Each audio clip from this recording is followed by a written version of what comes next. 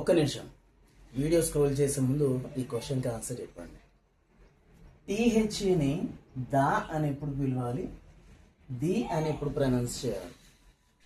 ఒకసారి చూద్దాం.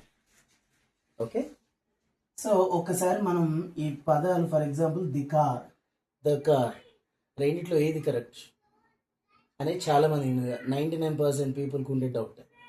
సో ఒకసారి దీనికి కనుక మనం ట్రిక్ చూసినట్లయితే, ఫస్ట్ దీని పలికి చూస్తే ఫస్ట్ సౌండ్ ఏమొస్తుంది? క, కార్, యాపిల్, ఆ, బ్యాగ్, బ, స్కై, స, ఆనియన్, ఓ, స్కూల్, స.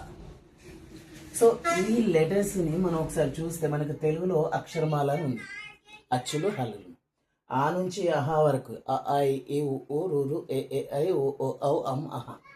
ఒకవేళ ఈ సౌండ్స్ కనుక ఈ అచ్చులో ఉంటే దాని ముందున్న టీహెచ్ని మనం ది అని ప్రొనౌన్స్ చేయాలి.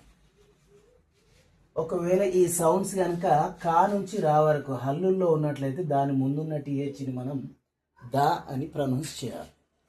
ఓకే, ఇప్పుడు చూద్దాం. కా కాన్సనెంట్ సౌండ్ కాబట్టి దీని ముందున్నదాన్ని ద కార్ అని పలకాలి. నెక్స్ట్ యాపిల్, ఆ అనేది అచ్చులో ఉంది కాబట్టి దాని ముందున్న దాన్ని ది అని పలకాలి, ది యాపిల్. నెక్స్ట్ బ్యాగ్, బ, హల్ కాన్సోనెంట్ సౌండ్ కాబట్టి ద బ్యాగ్. నెక్స్ట్ స్కై, సా is consonant sound, so the sky. Next onion, O అనేది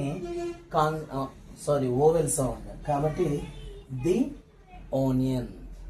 నెక్స్ట్ సా అనేది కాన్సోనెంట్ సౌండ్ కాబట్టి దాని ముందున్న దాన్ని ద స్కూల్ అని పలకాల్సి ఉంటుంది. Thank you. Please share, subscribe and like this video. Thank you.